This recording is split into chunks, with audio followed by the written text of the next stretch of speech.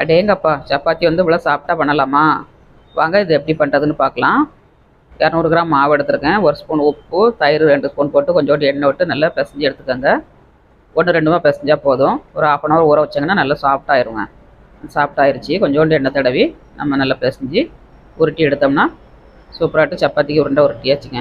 இப்போ மேலே கொஞ்சோண்டு மாவு தடவிட்டு தேய்ச்சி எடுத்துக்கலாம். நீங்கள் நடுசில் எண்ணெய் தடவி சமோசா மாதிரி மடக்கின்னு தேய்க்கலாம்.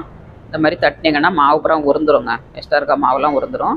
தோசை தவாவில் போட்டு நம்ம பெரட்டி எடுத்து விடணுங்க. எண்ணெய் ஜாஸ்தி ஆட் பண்ணக்கூடாது. எண்ணெய் ஃபஸ்ட் நம்ம ஆட் பண்ணியிருக்கோம். அதனால் இந்த மாதிரி நல்லா அமுக்கி விடுங்க. நல்லா உப்பி வருங்க. இவ்வளோ அழகாக உப்பி வருது பாருங்கள். சூப்பராக பண்ணலாங்க. நம்ம நிறைய பேருக்கு சப்பாத்தி வந்து சாப்பிட்டாவே வராது, ஹார்டாக தான் வரும். அதுக்கு இந்த மாதிரி டிப்ஸ் எல்லாம் ஃபாலோ பண்ணுங்கள். தயிர் கொஞ்சோண்டு விட்டு பேசிங்க, இல்லை பழம் போட்டு பேசிடலாம். பேசிங்கன்னா நல்லா சாஃப்டாக வருங்க. எவ்வளோ லேயராக கிடச்சிருக்குவாங்க. வீடியோ பிடிச்சிருந்தா லைக் பண்ணுங்கள்.